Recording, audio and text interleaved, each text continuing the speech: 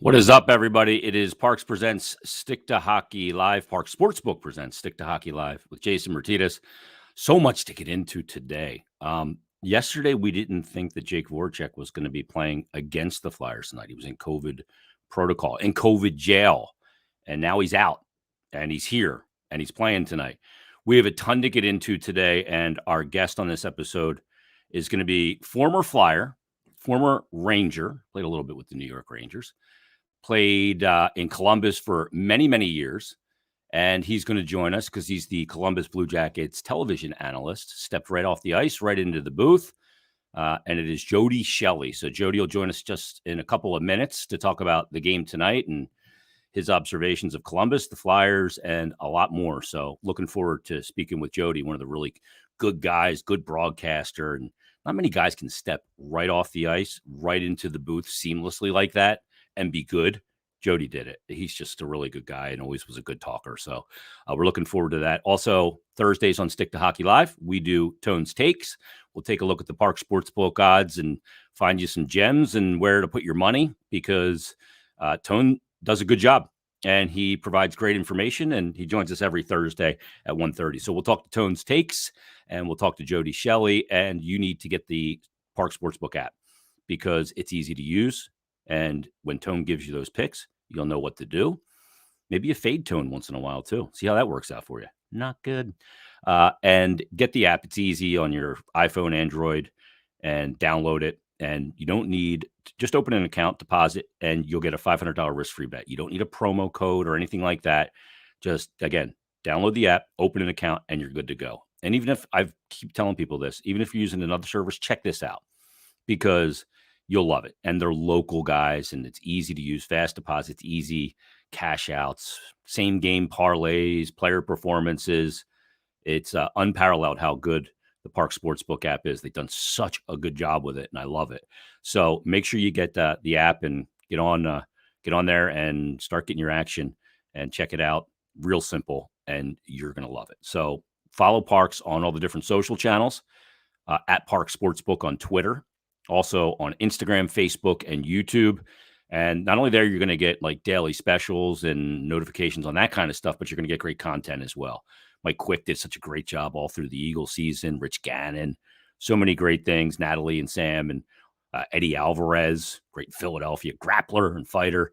He's on there as well. So you're going to get a lot of great content to boot. So again, give him a follow at Parx Sportsbook on Twitter, Instagram, YouTube, and Facebook. Everything will be laid out there for you, and I guarantee it, you're going to like it. So Jody Shelley going to join us in just a couple of minutes, and Jody had a long NHL career and has a lot of great knowledge. Played over 600 games in the National Hockey League, 627 to be exact, and he played in Philadelphia for the Flyers for parts of 3 seasons. All said and done, 89 games in those 3 seasons. But he was such a good guy to deal with when he was here, and teammates always loved Jody, and he's one of those guys that, other guys on the team always appreciated because he was willing to do whatever it took to help his team. And, one of the things with the Flyers right now, we look at it and we go, there's not enough consistency in, sometimes it looks like preparation because they're not ready. They don't have a good start, or there's not enough, accountability for the opposition. And Jody can speak to all that. And he's just a really good guy. And being in Columbus now, I got to talk to him about John Tortorella as well. Because while he was in Columbus, Torts was there. And obviously, Torts is one of the names that has been thrown out there as a possible next coach for the Flyers. When will they hire a coach? A lot of people said, well, why don't they do it now? I've gotten some messages from people on Twitter saying, why don't they get their next coach now? I don't think it benefits the next coach to come in now and have any attachment to this season. Plus, a coach doesn't want to come in. He wants to come in from day one with his plan, his philosophy, what he preaches, and come in and do that from day one. You don't want to do that in the middle of a season. It's much more difficult for a coach to integrate then. And why, I asked the question, why would a coach want to attach to this season right now, where the Flyers are knocking on the door right now of yet another 10-game losing streak, a second already this season, and we're not even at the halfway point. So, I don't know that a coach wants to come in and do that. I mean, the only advantage for the coach to come in now is to start getting paid now. But, most of the coaches that if you want a high pedigree coach, he can handle the rest of the I don't want to talk about their finances, but he can handle the rest of the season as a guy that and financially going to make it through. Plus, like guys like Tortorella are working. A lot of the coaches may be working or getting paid. So where do they go with the coach? Mike Yo, who I think was dealt just an impossible hand in this situation. First, when he got the gig, back-to-back games, the second game of 5 games in 7 days when they faced the Colorado Avalanche. So Mike Yo has been dealt a tough hand. But let's have him join right now, the Columbus Blue Jackets television analyst and former NHL player. It is Jody Shelley on Stick to Hockey Live. Jody, how are you? I'm good. How you doing, man? Good to see you. Your hair looks good. Don't worry, man. Everybody goes, am I going to be on camera? Do I got to look good? I go, look who you're going to be on with. By proxy, you'll look. You got a nice backdrop there. You're organized. I'm in a hotel room. You can see my ceiling, but we're doing okay. Yeah, I got the home studio. I do everything from here, so it's beautiful. How's it been going this season so far with the Columbus Blue Jackets and just kind of the feel of the season, Jody, with so many postponements and the COVID situation and everything? How's it been? It's been pretty good. This is a team that's going through a lot of transition. They traded away Seth Jones, who was an unrestricted free agent, and picked up 3 pieces that are in the lineup. They're not all in tonight due to the COVID, as you mentioned. We've all learned to adapt, Jason. That's one thing we're learning to do. So, this team now is much like the Flyers, going through a little bit of that. But they came out of the gate really well and played a really good brand of hockey and showed each other and the fan base and the league that they can win some games, and they beat teams they weren't supposed to beat. I think the schedule caught up with them a little bit. There's some teams that really hit their stride, and the travel and a lot of it caught up with them. At a young team, you would expect some of these little hiccups. And lately, very inconsistent. They beat Carolina 6-0 last week. One of the best games, if not the best game they played all season. And then they went into Florida and lost 9-2, and that was their last game. So now you have a team that, the great Jake Voracek he landed early this morning. He will be in the lineup for the Blue Jackets, which is great news for us and the fans in Philly to see him. And then, there's some good pieces with this team. There's Zach Werenski, who's signed long-term. They're a team that plays still that relentless brand of style. And the biggest compliment they were getting early in the season was the head coach would hear from other coaches that your team is just annoying. They won't go away. And who doesn't like that as a compliment? You know what I mean? Yeah, They're just relentless. So if they can play that game, which I expect them to do tonight, it should be a heck of a matchup. Jody, that's interesting because one of the things that the Flyers were saying in the beginning of the season was we got to be much more difficult to play against. Even when you lose, you still got to be a pain in the ass and relentless. And we come into this season, and that hasn't been the case for the Flyers. They move on from John Tortorella. They keep Brad Larson, who was on that staff.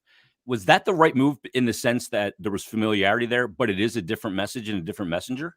It's very interesting. They interviewed him 4 times for the position, and he's been here almost a decade. It's like, you didn't know him? Well, they wanted to make sure when you make a coaching change, it's a fresh voice and a fresh message. So they wanted to make sure that it wasn't the same. It wasn't the Torts message. Yeah. So they were thorough in that. And this is a group now that is developing young players. They want to see them in situations, but they want the understanding that this coach understands that these pieces that are here now, these young pieces like 18-year-old Cole Sillinger, is going to be an impact guy in 3 years, 4 years, because of the development now, because of the situations he's put in, because of the challenges they're going to place in front of him. So, yeah, he's been very good. He's thorough. He did a great job with Torts, learning, listening, watching, correcting situations that maybe he thinks would do different. He kept a journal during his time. He's played in the National Hockey League with Hall of Famers out in Colorado. He understands leadership development. He coached in the minor leagues where he also played. So there's a lot there. This is a smart hire. and he is the right guy for the position. And right now, he's a guy that is doing a good job with his team. He's got a great pulse on them. He's realistic. He gets to know all the players. So a modern day coach who has a lot of good history in the National Hockey League. It's interesting because the Flyers are with an interim head coach now, and Mike Yeo, Jody, and Alain Vigneault got let go, December, I guess it was, or even November. But the situation they're in right now, they're probably looking for their next coach. It's a tough situation for Mike Yeo to be in right now, and the deck is stacked against him. But John Tortorella is a name that's been thrown around. You covered John, John for a long time, and you would think with the average tenure of NHL head coaches around 3 years, that he would have been a guy that kind of pulled that number slightly under because he burns so hot. But that's not the case. He's had long coaching tenures everywhere he's been, including the last 6 years in Columbus prior to this season. He doesn't burn out that quickly with players, even though he's very demanding. You know where you stand with him. And I think there's so much value of that, especially for a professional athlete. I think anyone that works anywhere needs to understand their expectations. And, I've talked to the trainers all the time. They've never had such a direct and pleasant guy to work with because he cares about everyone. He sets the bar where it should be. There's a team expectation and a personal expectation. He challenges players, and there's a lot of teams you watch around the National Hockey League who could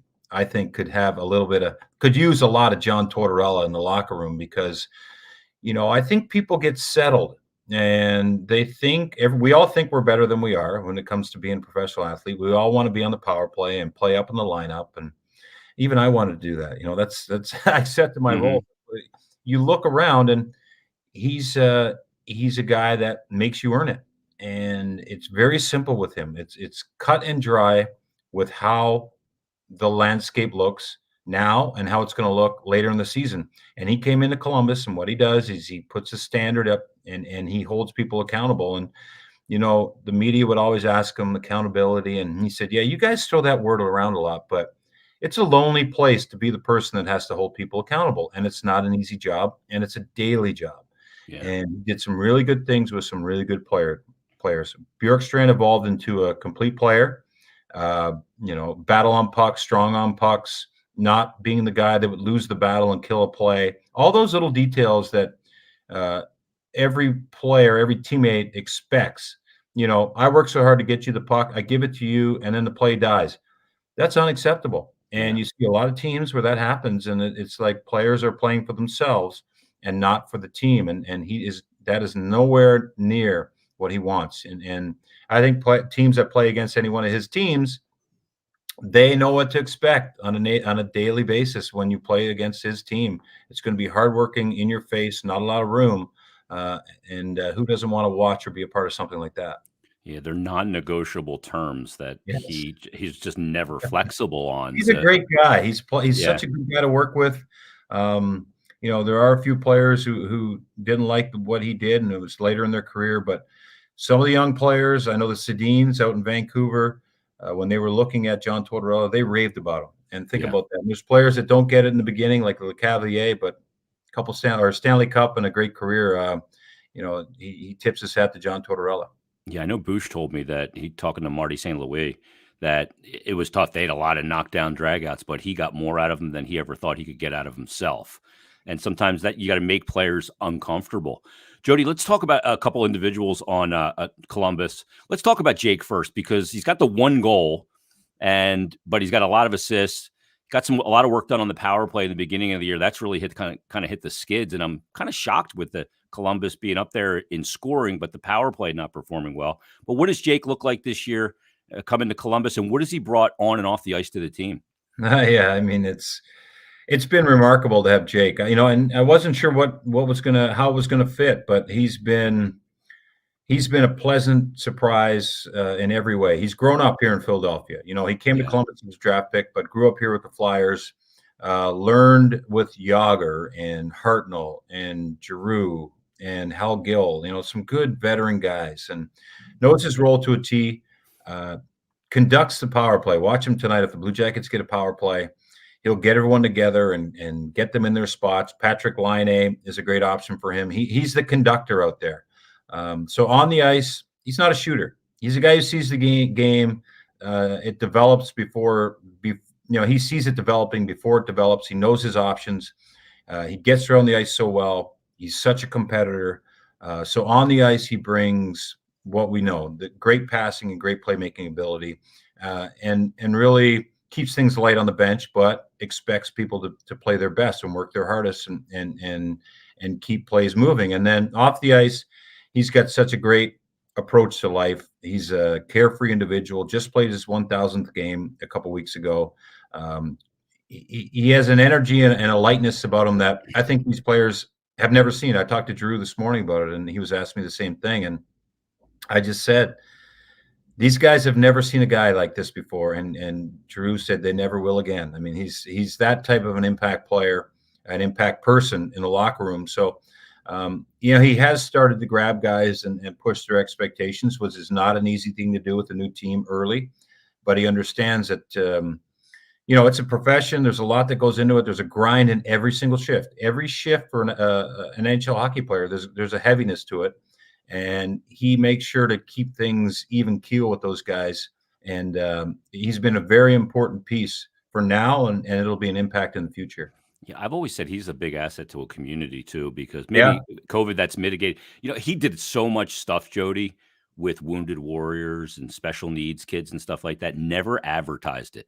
No, Nobody knew he did it. That locker room that I worked in, NBA One, there was a group in there almost after every single game that he would come in and meet with that he had out at the game, but never told people he was doing it. So he's a great guy. Yeah, let's talk about Patrik Laine, because we know about that release and that shot and that goal-scoring ability. I know it's been a tough year for him, the loss of his father. Where is he at right now in his game?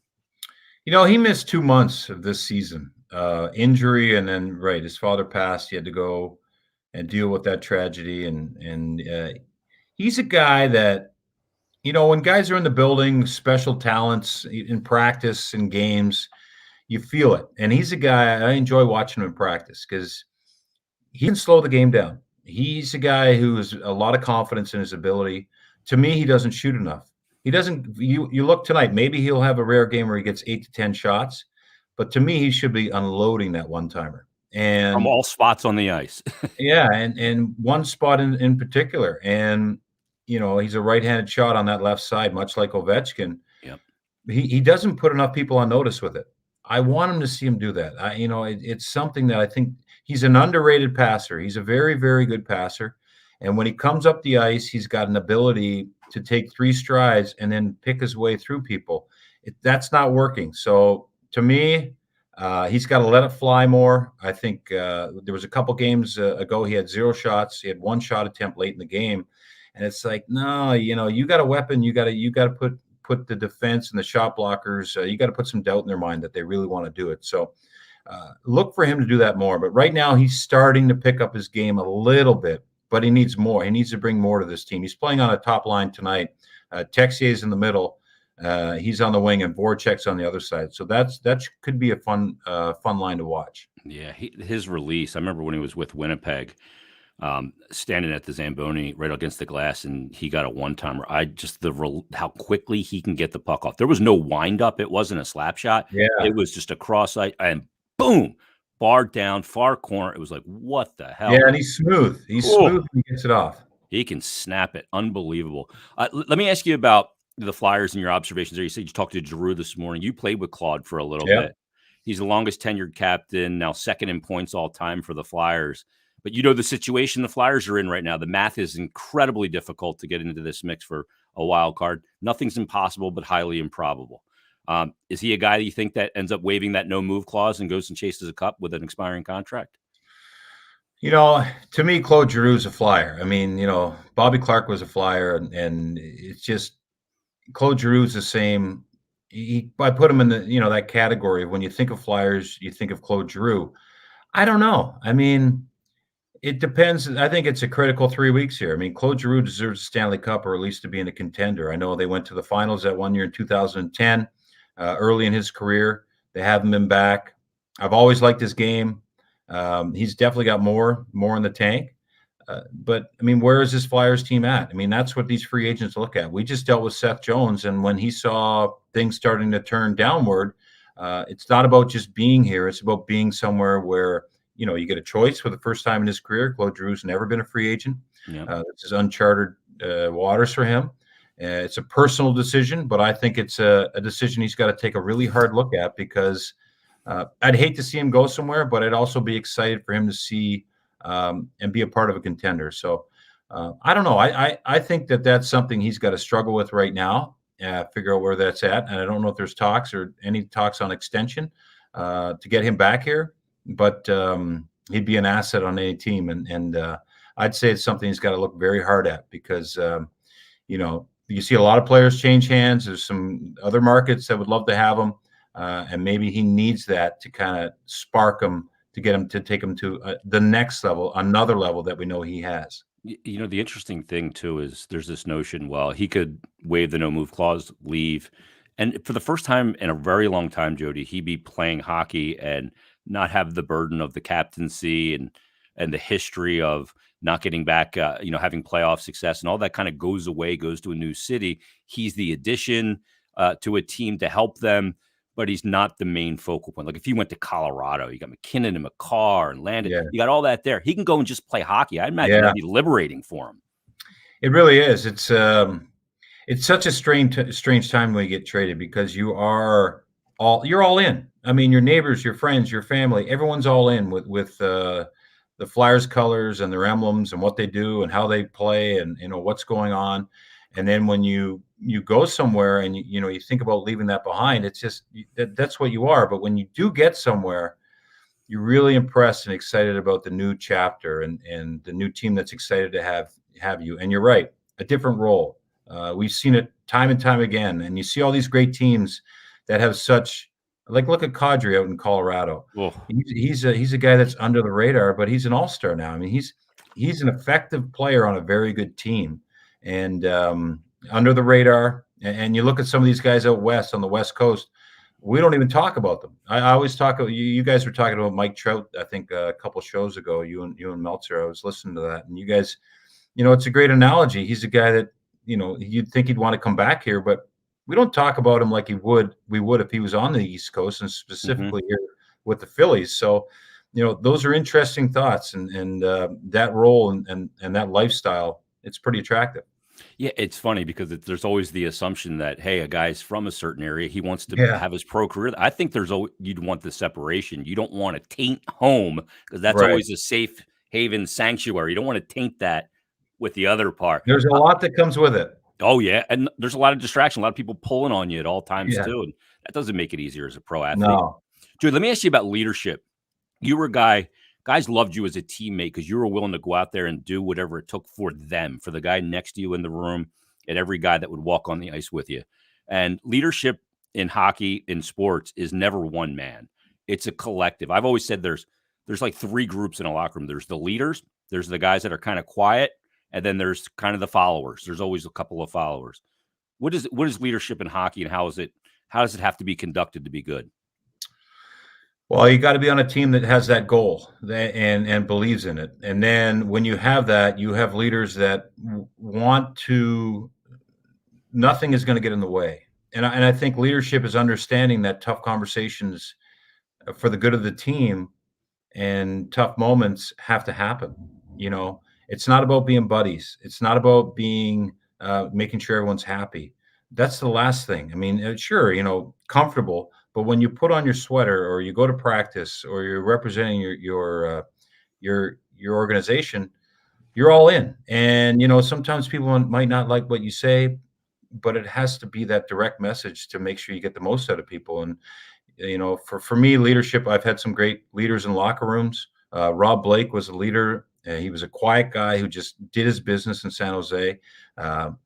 But he's a guy that worked hard and expected a lot and had conversations. And I've been on teams, and that team in San Jose too, where we didn't really have enough tough conversations. We had so many good leaders. I think everyone was waiting for someone else to say it. So that's where you pick up a new role and you try to make people understand that holding people accountable, as I said about Torts, it's once you do rise up and say something and expect something from others, then you now have to make sure that you are on top of it. And one of the best I think I've been around was Chris Pronger Yep. here in Philly. The media thought he was, he said some things in the media, and he said things with the right thing in mind, and he was very direct, and he was blunt.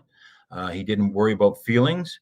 But when you stand back and look, everything he did was, whether it was, I mean, I remember him all over JVR when JVR was young. They had their stalls next to each other in the change locker room, and JVR's flip flops would be like over the line. I guess Prongs had a line there where they weren't allowed to be in his area, and he would be all over them. James, you hear him calling down the hallway, and little details like that where you keep things on track and keep guys in line, but also the competitiveness of it. And it's an all-encompassing thing. But I think to get right down to it and answer your question, it's holding people accountable, holding yourself accountable, and expecting that excellence to drive it every day. And that is a tough position, and it's amazing how much of that is not happening in locker rooms. And that's where a strong personality like John Tortorella helps out so much, because he really takes care of it to a T, and then the leaders rise and follow and understand it. Sometimes the leader, a guy like Prongs, could be an asshole. And Yeah, players would look at him like, you're an asshole. But because of the way he played the game, the success that he had, that was cachet too. it was all for the good of the team. You know Yep. what I mean? It was all because, yeah, you want to have fun, and you want to take it not serious today, but that's not what we're here for. So those were you're exactly right. How much do you miss playing, man? You know what? I don't miss it all. I got to retire at 37. I finished here with my family, and had hip surgery, and I was done. I was done fighting. I was in Toronto and asked to get in the lineup, and they had Colton Orr and Fraser McLaren. And I promised myself always in my career, if I didn't have it in my heart, I wasn't going to play. Like I was done. When I knew I was done, I was done. And Yeah. when Lavi had put me in, I hadn't played in a long time. I knew what I was going to go in for. The fire was out, and ended up not playing that game. And I knew deep down, I knew my career was over. I was happy to walk away. I was still on the inside, and I enjoyed it. I enjoyed you guys. I enjoyed my teammates. I enjoyed the fans of Philadelphia. But I don't miss it all. I miss, you hear it all the time, the locker room. I miss moments after games that we lost. I miss practices after we won or lost. I miss trying to figure it out. Being a part of a team, whether it's a big role or a small role, impacting a player, having the conversations with the guys that were struggling, helping guys, talking to Giroux, trying to straighten out their minds or their attitude or whatever it is, just as a teammate. Those are the things you miss. And I got to do it for a long time. I'm proud of that, but I'm very happy to not have to do. I haven't had a stitch in 8 years, and that to me is great. Yeah, it's a good point, because it's a tough way to make a living. And you stepped right out of the game, right into the broadcast booth. I Yeah, mean, it was like, boom. yeah. Um, how's that? You're so good at it. Well, You just thanks. transitioned so beautifully, and you're still connected to the game in such a way. I imagine that softened kind of that period of going from player to post hockey player. You know what? I'm very fortunate. And then when I was here in Philly, we had Bill Clement on the plane. We had Keith Jones, Chris Terrian. I'd spend time talking to those guys. How is it? What do you do? What do you mean? Like I went to lunch with Billy Clement in New York one day. We went to his favorite sushi place, and it was awesome just to see and hear, how he's evolved and what he thought of it. And I took advantage of those times, and it's been a lot of fun. John Davidson was our president. I went and asked him, everyone wants to be part of the solution in the hockey operations. And he said, you got to try broadcasting. I mean, he's a Hall of Fame broadcaster. Yeah, he I was was awesome. very hesitant. And he said, there's no better lifestyle. So, and he's right. It's like being a healthy scratch, to be honest, except I don't have a curfew and I don't have to work out. So it's a beautiful thing. I travel with the team. I get to talk hockey. I stay involved. I get to be around. The greatest thing for us, Jason, and this is the people that we get to interact with that we never thought we'd ever be in the same room with or the same building. Hall of Famers, legends from the game. Yeah. There's a ton here in Philadelphia, Holmgren, Clark, all those guys that have been around, Lindros, LeClaire, Recchi. I've got to rub shoulders and have conversations. And when I see them, we get to smile and talk. And that is the greatest thing about being associated and still associated with this league. Yeah, it's like crazy that you walk through at the press box, years back Yeah. before he passed away, and Gordie Howe would be there sitting with Mark watching the game because Yeah. Mark Howe's, a scout for Detroit, but local. And you're going, that's Mr. Hockey hanging out there, Gordie Howe.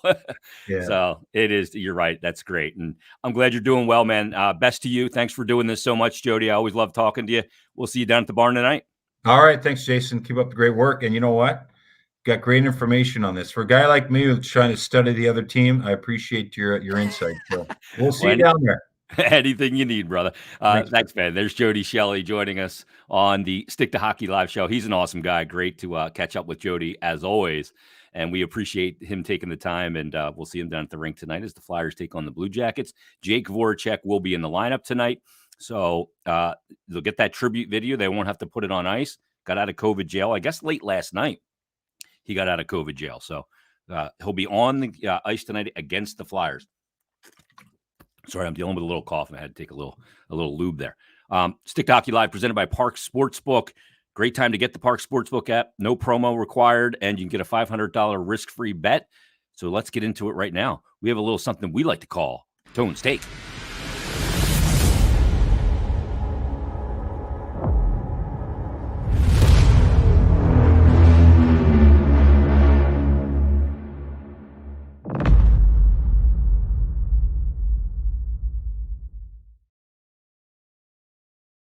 And there it is. Tone's Takes. Tone, what's going on, man? Hey, what's up, Jason? How you doing?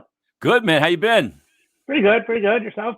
I'm doing good. And, seeing all the new games coming out and the updated NHL schedule, and now we don't have this huge gap. When we looked at the schedule initially, we looked at the Olympic break, and it was basically, I think, 22 days.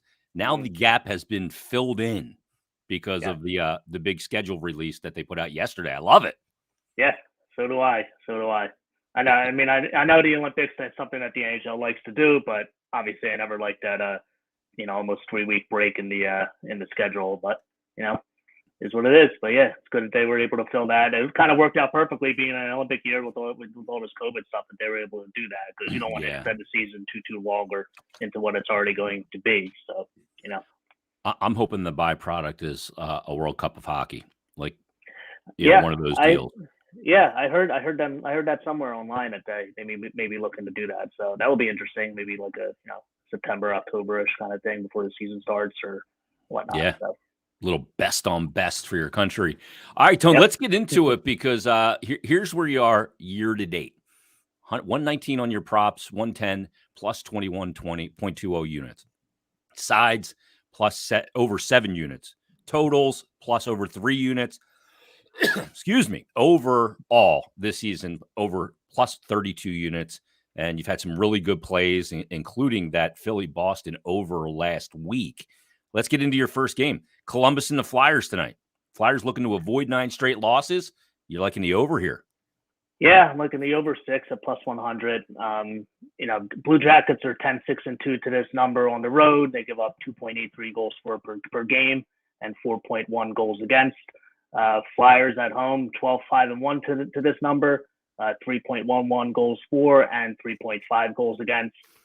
Flyers give up a league high 34 shots on goal at home. Columbus gives up 36.4 on the road, which is third most. And these goalies too, the goalies were confirmed. Merzlikins is going. He's got a .878 save percentage on the road, and Carter Hart at home, surprisingly, has been tough for him this year, .900 save percentage. He's been better on the road, I think .923. I like with the goalies, I like to look at the save percentage as opposed to goals against. I want to see how many, shots they're stopping. So I kind of weigh that more than I do with the goals against per se. So plus these two teams, when you look at shots allowed, just overall too, 1 and 2 in the NHL. Columbus allows the most. Flyers allow the second most shots in the NHL. It's weird too, because Columbus is a team, Tone, that is up there in scoring. Goals per, 12th in the NHL, but their power plays ranked 27th. That's usually those two kind of go hand in hand. I'm a little surprised they're getting a lot done on 5-on-5 this year. Yeah, it's been a surprise for them scoring goals, and they've kept it up pretty much. And that's without having Lane for a while. I think he missed like a month. So hopefully now with him back, they can maybe get their power play going. But He started out his career with such, and I remember he had that one game with against Austin Matthews in Winnipeg. It was like a 4-4 overtime. I think that both of them scored goals. I think one of them scored a late goal to tie it, and he's just kind of fallen off. Like, I don't know what's up with him. I'd like to, hopefully he can get back on track because he's a great talent. He can shoot the puck really well. Like, see what happens with him, but hopefully he can get going for his sake. Yeah, I think between the years is tough for him because when he's not scoring, and pure scorers like him and that release and everything, it's such a weapon. But when they're not scoring, they need to be able to do perform the other elements of the game at a higher level, and that's been the issue with him. When he's not scoring, he's been net negative because he doesn't create, and he's a liability defensively because he hasn't seemed willing to do those things. All right, let's get to that was a problem with Ovi too, if you remember earlier in his career. Yeah, yep. And he's kind of turned it around. So. Yeah, you have to add those other elements and look at the success that came with that for Ovi. Cam Atkinson facing his former team tonight. You got to play on this prop here you like? Yeah, there's a couple. I'm going to hope for a split here, but hopefully I can get a goal. It's to score goals plus 205. I like playing these angles with guys playing against their former teams. You can look at it at Voracek tonight. He's plus 330, but he only has one goal this year and none on the road. So I think there's value here in Atkinson. His home splits are insane. He has goals in 8 of 18 home games, only 3 of 21 on the road. His shots, he shoots more on home ice. He's going to be involved tonight against his former team. I'm also going to go with him to score a point at minus 139, which, usually don't like laying this kind of juice, but, I'm going to hope for the split here. I think he's going to be involved against his former team. So it's an angle I like to play, so. Yeah, and he's on that line with Giroux centering and Farabee. That's still intact. That's been the Flyers' best line. And look, the Flyers have played decently in the last 3 games, the Boston game, and I mean, the last game, that second loss the other night, they played a good hockey game. They just lost in 9 rounds of the shootout. I don't know that I've ever seen, Tone, a team go 0 for 16 on the season so far in the shootout. Couple that with 2 more penalty shots, 0 for 18. Yeah, it's crazy, isn't it? It's crazy. Oh, my God. It's bananas. Yeah, and another thing with Atkinson, too, like I hit on his shot on goal props a lot earlier in the season. They were it was over 2.5, and you were getting lines. I think I got a couple plus money lines. You were getting up to like minus 110, minus 120. Now his line is minus 180. So wow. I think we talked about either last week or a week before about how markets are starting to adjust to some of this stuff. So if you want to maybe throw him in a parlay with something else, maybe a good idea. But 2.5 minus 180 is a little too high for my liking. But they're starting to catch on to some of this stuff. So let's look at Florida Edmonton. Edmonton is reeling right now. It's ugly there. We saw what happened with Jim Matheson and Leon Draisaitl in that press conference the other day. Some people, I heard Friedge even talking about it, saying that McDavid and Draisaitl and the Oilers need to play as if they're trying to win a game 1-0. I'm like, what? You got the biggest weapons in the NHL, and you want them to grind out a defensive game. But anyway, the Florida Edmonton, you got a first period play? Yeah, I like both teams to score here at plus 130. The Panthers on the road, 0.87 goals for in the first to 0.80 goals against. Edmonton first periods at home, 1.29 goals for, 1 goal against. Koskinen is projected. He has an .899 save percentage at home. Bob is projected for Florida. He's got a .903 save percentage on the road. I honestly wanted to take a look at Edmonton in this game, but I can't do it with their goaltending. I might look at a live bet here for the over, kind of like what I did with Tampa a few weeks ago as it gets going. But I think both teams can come out in the first and both score a goal.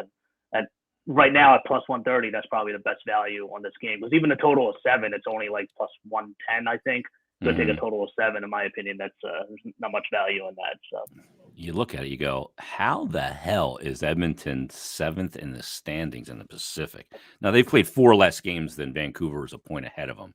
But we know how Vancouver started out. They're all of a sudden Vancouver's hockey 500. Total opposite, right? Like they've been like Edmonton started out hot, and Vancouver it's been a total opposite for those teams. So it's a long season. See what happens? Yeah, it's a mess out there in Edmonton right now. All right, there's the plays from Tone's Takes. Where can people find your stuff online, Tone? At Tone's Takes on Twitter. I post plays daily. Always have write-ups and reasoning behind them. I appreciate it. All right. There's Tone's Takes. Thanks, brother. Appreciate it. All right, thanks, Jason. There he is. Tone's Takes, another edition. He'll join us again next Thursday, as he does weekly here on Stick to Hockey Live. And it's all presented by Parx Sportsbook. And when you hear Tone's Takes, that's a great place to go grab your app and put your action in. Do it. Download it now on Android or iPhone. And for first time, your first bet, there's no promo required here. Just open up an account, deposit, and your first bet is risk-free up to $500. It's not going to get any easier than that. Again, no promo, no word to put in, no hoops you got to jump through. Just get the app, open up an account, deposit, and again, your first bet risk-free up to $500. Oh, man. My voice is totally crapping out, so we got to wrap it up. Follow Parx at Parx Sportsbook on Twitter, Facebook, YouTube, and Instagram. We'll talk to you next week. Brand new Stick to Hockey Live presented by Parx Sportsbook. Thanks, everybody.